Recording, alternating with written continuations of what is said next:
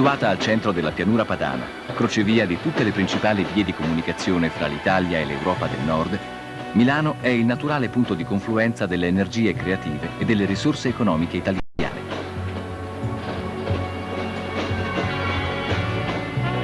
La metropoli si allarga a dismisura in ogni direzione, inglobando una popolazione di circa 3 milioni e mezzo di abitanti, che salgono a 6 se si considera la sua forza di attrazione economica in un raggio di 40 km.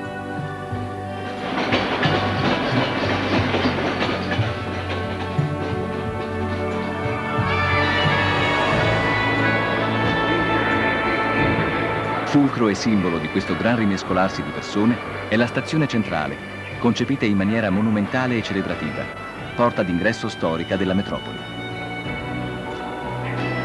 La stazione, opera di Ulisse Stacchini, fu costruita tra il 1926 e il 1931, malgrado il progetto fosse stato approvato già nel 1912. Essa risultò perciò sfasata rispetto alla nuova rigorosa architettura razionalista degli anni 30. Per chi arriva in auto, la città presenta l'abituale rete di tangenziali e strade di accesso che caratterizza le metropoli moderne. Tuttavia, né la stazione né gli accessi autostradali lasciano supporre la presenza di un centro urbano a struttura medievale, ancora funzionalmente intatto. Su questo contraddittorio labirinto urbano domina la statua in rame dorato della Madonnina, posta sulla più alta guglia del Duomo. Piazza del Duomo, sulla quale convergono tutte le principali vie del centro, è l'inevitabile primo obiettivo dei visitatori. Nonostante l'affollamento e il vorticoso procedere dei passanti, è anche il luogo dove ci si può più facilmente incontrare al riparo dal traffico martellante.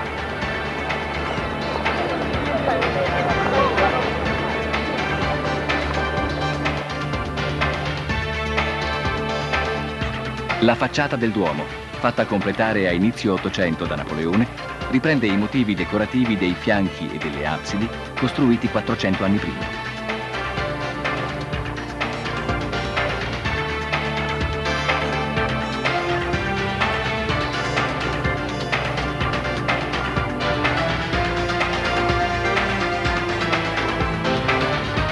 Gli elementi caratterizzanti del Duomo sono le altissime guglie, 145 in tutto, e le 2000 statue che ne costituiscono l'apparato decorativo. Malgrado gli eccessi ornamentali, esse contribuiscono a creare una fondamentale impressione di omogeneità stilistica.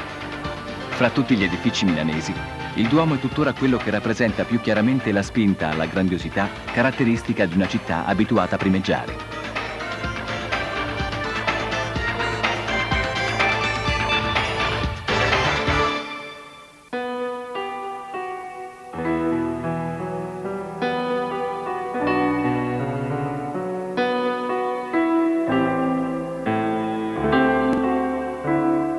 Tra gli alberi del parco si affaccia la gran mole rossa e squadrata del Castello Sforzesco, dimora dei Visconti e degli Sforza, duchi di Milano. L'edificio, quasi completamente ricostruito all'inizio del secolo, è articolato attorno a 3 grandi cortili e sovrastato da un'alta torre. Al tempo di Ludovico il Moro, tra 400 e 500, il castello era una delle più sfarzose corti italiane e vi lavoravano artisti come Leonardo e Bramante.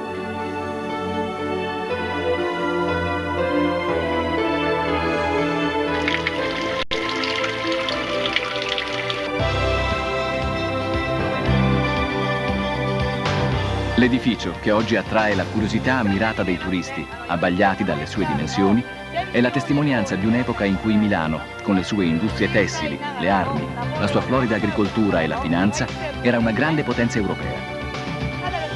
Milano non riuscì tuttavia mai a costruire un'entità statale che superasse i confini municipali e, nonostante la sua ricchezza e il suo dinamismo, non diventò mai l'espressione politica dell'Italia. Soltanto con lo sviluppo economico del XX secolo, la città ha potuto a buon diritto candidarsi a capitale morale del paese.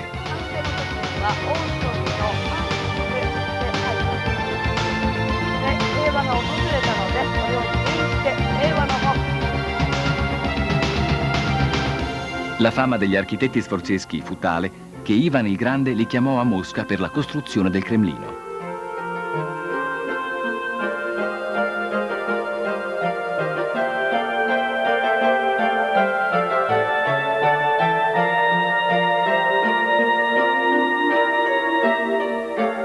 Oggi il Castello Sforzesco ospita un insieme di musei che raccolgono opere d'arte provenienti da numerosi edifici cittadini, una pinacoteca, una collezione di strumenti musicali, una raccolta di stampe e alcune straordinarie sculture, fra le quali spicca la Pietà Rondanini, ultima commovente opera di Michelangelo.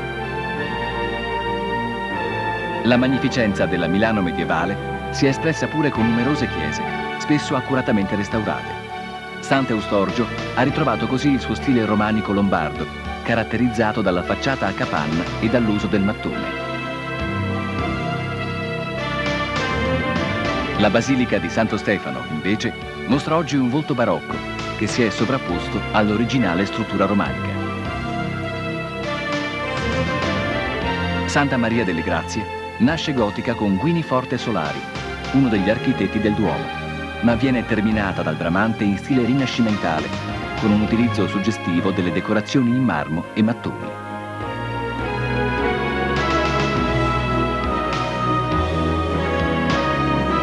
San Lorenzo è uno dei massimi monumenti di età romana.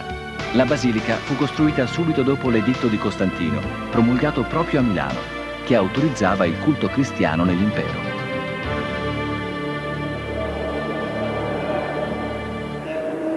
La Basilica di Sant'Ambrogio è il prototipo delle chiese romaniche lombarde. Fondata nel IV secolo, fu ricostruita nel Medioevo in due fasi, nel IX secolo e poi nel XII, quando vennero aggiunti il suggestivo atrio, la facciata a galleria e i campanili.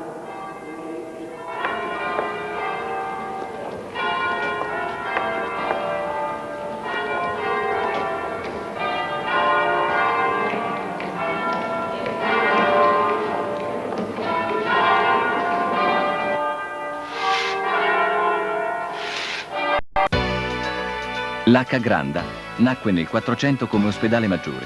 Il Filarete lo progettò, per volere di Francesco Sforza, secondo moderni criteri di salubrità e di igiene, dotandolo di ampi cortili e di lunghi, altissimi corridoi. Da mezzo secolo l'H Granda ospita l'Università Statale ed è stata palcoscenico della grande contestazione studentesca del 68-69, che ha avuto il suo epicentro a Milano.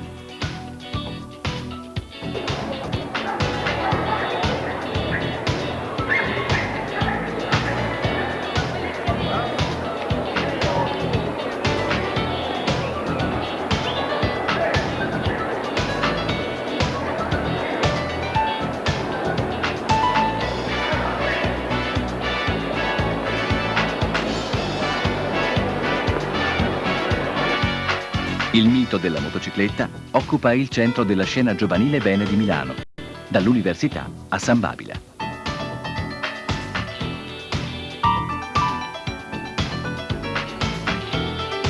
Vi si accompagnano tutti gli altri segni esteriori del benessere consumistico di una grande metropoli occidentale.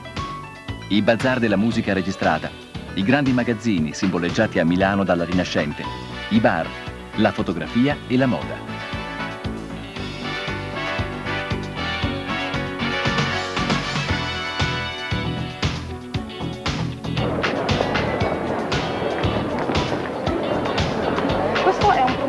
Abbiamo anche una confezione ricaricabile se ti interessa, e viene 55.000 lire, qui può riversarci qualsiasi altra fragranza perché c'è all'interno della confezione. La milanesite, intesa come fase acuta del comportamento metropolitano contemporaneo, assume toni sempre più dinamici e aggressivi. L'apparire, il successo, l'eleganza sono quasi sinonimi di patriottismo municipale che si portano come altrettante bandiere.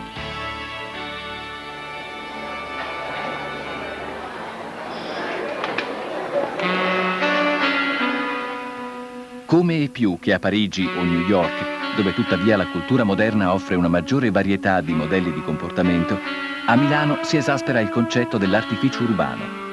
E ad ogni modo la cucina, la moda, il design, l'immagine sono voci dell'esportazione nazionale e comportano quell'affannoso rincorrersi del traffico e quella spietata etica del lavoro che sono l'altra faccia della milanesite.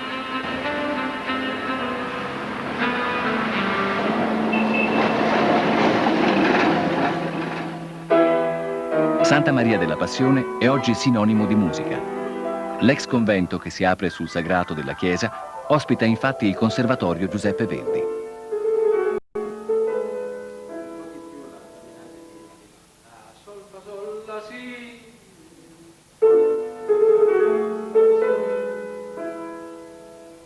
L'elegante tiburio ottagonale, capolavoro del Rinascimento milanese, domina il chiostro, compiuta sintesi di stile lombardo e di stile toscano.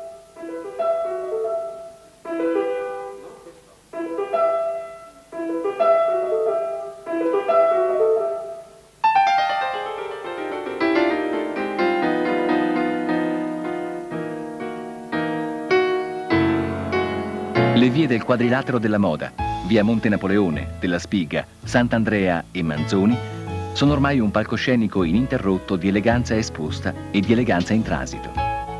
Anche i turisti sembrano vestirsi o travestirsi per il passeggio in questo museo all'aperto, tempio della raffinatezza e dannazione del portafoglio.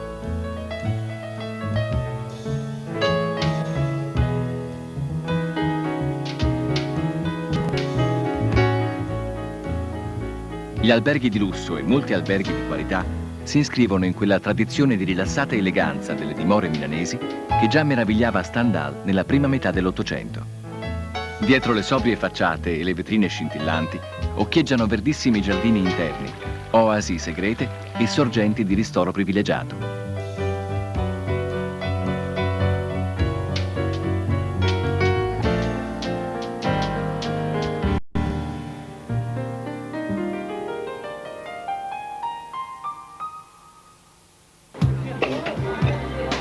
Aveva il Daytona, cosa lo metteva? Daytona? 7, cos'era? Daytona vecchio o no? La fiera di Senigallia e il mercatino dell'antiquariato dei Navigli ricreano un po' di quell'atmosfera vecchiotta che contraddistingueva il quartiere del Ticinese.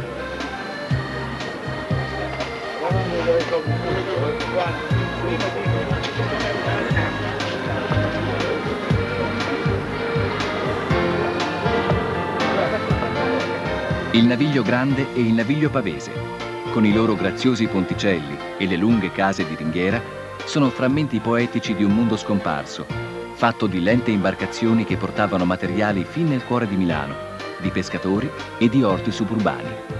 Parzialmente ristrutturati, questi edifici ospitano una popolazione composita che va dall'intellettuale ormai senza radici all'ultima famiglia dei immigrati. Ma la popolazione originaria, che in questi cortili lavorava, mangiava e faceva festa, è scomparsa per sempre.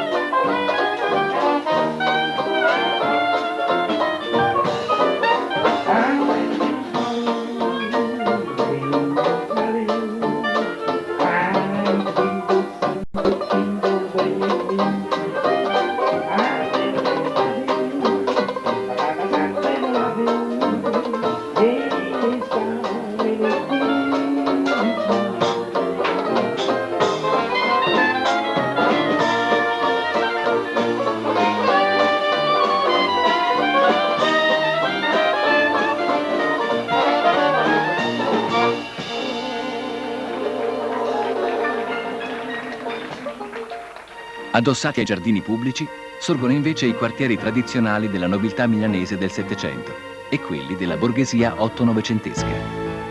La Villa Reale, oggi occupata dalla Galleria d'Arte Moderna, è la più imponente di tali dimore.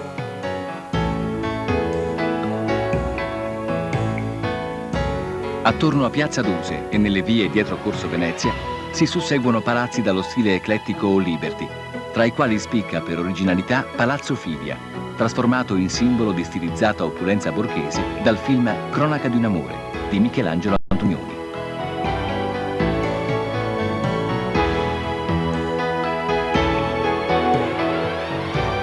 Tra gli anni 30 e gli anni 60, Milano esprime pure l'eleganza formale degli edifici costruiti da Gio Ponti e da Giovanni Muzio.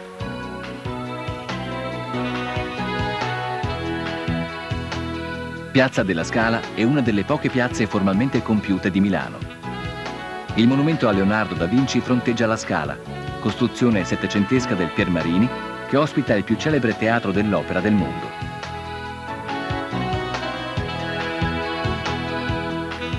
Sugli altri lati della piazza sono allineati i palazzi di altre due massime istituzioni milanesi, la Banca Commerciale Italiana e Palazzo Marino.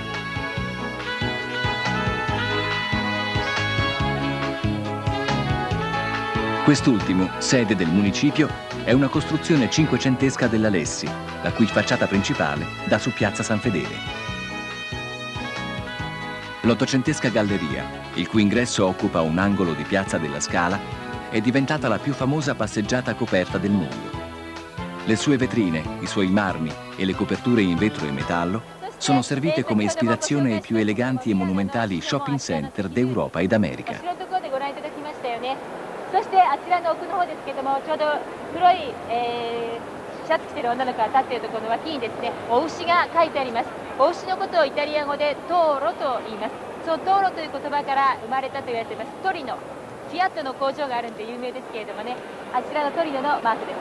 あちらが130年前にイタリアが統一した時の一番最初の首都になります。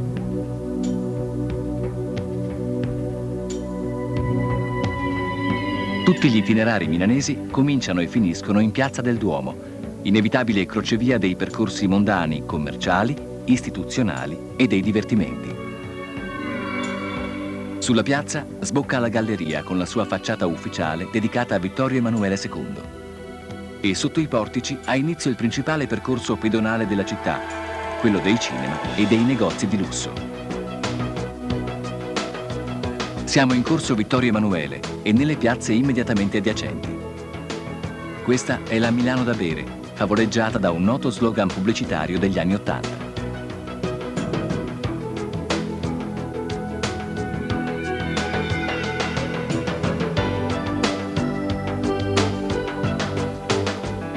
Piazza Meda, simboleggiata dal monumentale disco dello scultore Arnaldo Pomodoro, è una delle casseforti cittadine. Qui hanno sede infatti prestigiose banche e istituzioni finanziarie.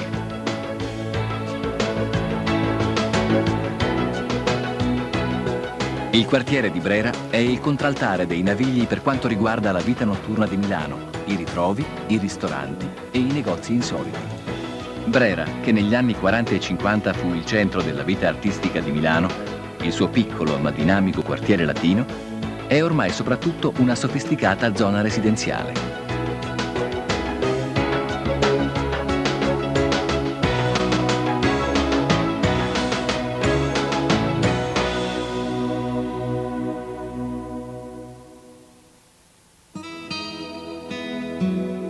Il parco per eccellenza di Milano è il Sempione, che si estende fra il Castello e l'Arco della Pace. Alla città si rimprovera spesso la mancanza di verde. In realtà gli alberi esistono in grandi quantità, ma sono distribuiti soprattutto lungo le vie e i corsi, oppure nei giardini interni, o addirittura sui tetti e sulle terrazze delle case. Il parco al Sempione resta così l'unica vera oasi compatta di verde nel centro storico. Fu progettato esattamente un secolo fa, con grande lungimiranza e generosità di investimenti. Con il tempo vi furono inseriti alcuni notevoli monumenti, come il Palazzo dell'Arte, la Torre e l'Arco della Pace.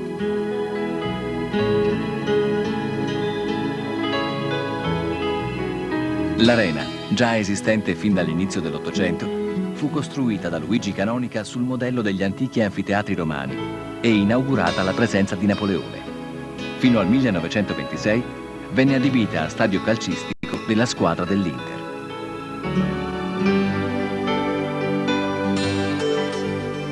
L'Arco della Pace ebbe una storia travagliata.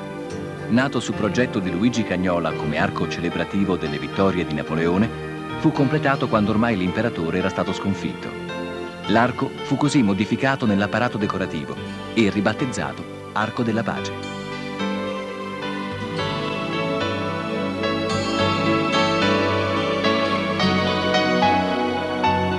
L'unico angolo intatto della Milano medievale è Piazza dei Mercanti, su cui si affaccia il Palazzo della Ragione, o Broletto, l'edificio simbolo dell'età comunale, al quale si uniformarono tutti i palazzi municipali del Medioevo italiano.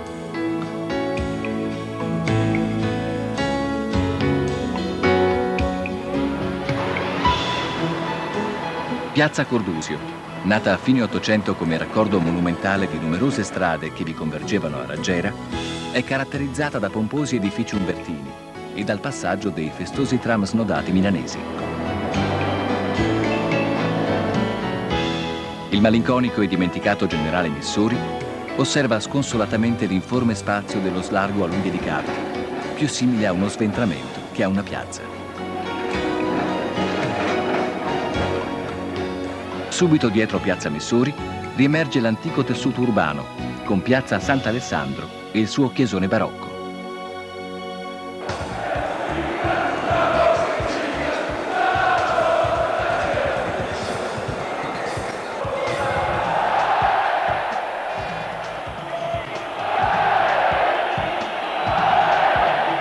Lo stadio Meazza, in zona San Siro, che ospita due fra le più popolari squadre di calcio italiane, è stato ristrutturato e ingrandito in occasione dei recenti campionati del mondo. La passione sportiva e il tifo fanno di questo luogo il massimo tempio italiano del calcio, ben noto anche oltre i confini nazionali.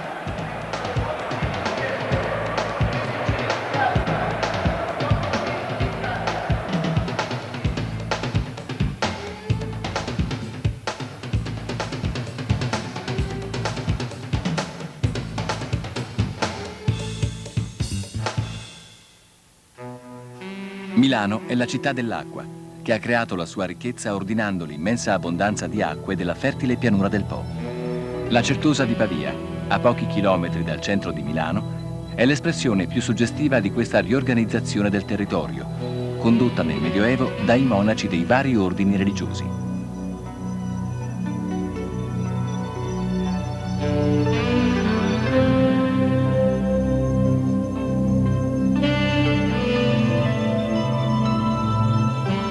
Fondata dai Visconti e progettata con magnificenza, la Certosa di Pavia è uno dei principali monumenti artistici del Rinascimento in Lombardia.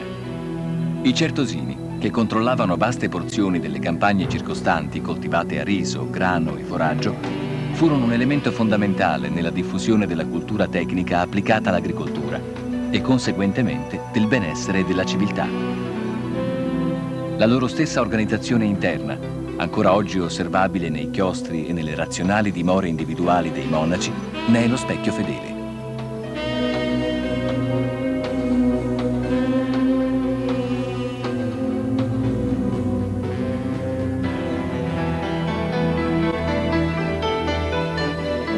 Storicamente Milano comprende un territorio che va ben al di là dei confini municipali. Vigevano, una delle sedi della corte ducale dei Visconti e degli Sforza, possiede una magnifica piazza porticata, che era un tempo il cortile d'onore del castello.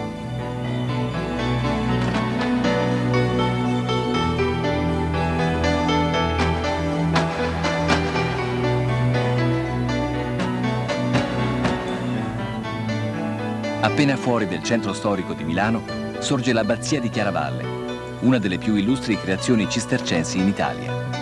Questi monaci, responsabili fra l'altro della diffusione dello stile gotico in Italia, costruirono geniali opere irrigue attorno a Milano, trasformando una regione paludosa in una ricca e fertile campagna.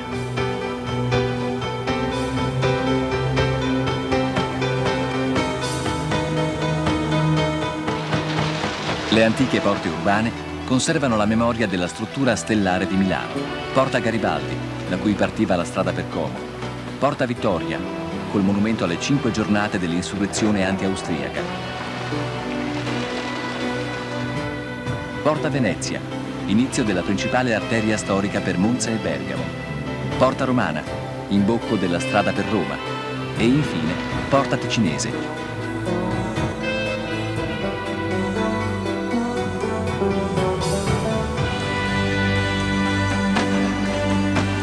La notte a Milano è una promessa discreta di divertimenti programmati, non certo una veglia strenata. La voglia di divertirsi è subordinata all'imperativo del lavoro del giorno dopo e anche i fine settimana non si concedono eccessi spettacolari. La città, che ha raggiunto un suo stadio di sobria sazietà, appare forse eccessivamente compiaciuta, forse ormai paga di successi, di lotte e tensioni.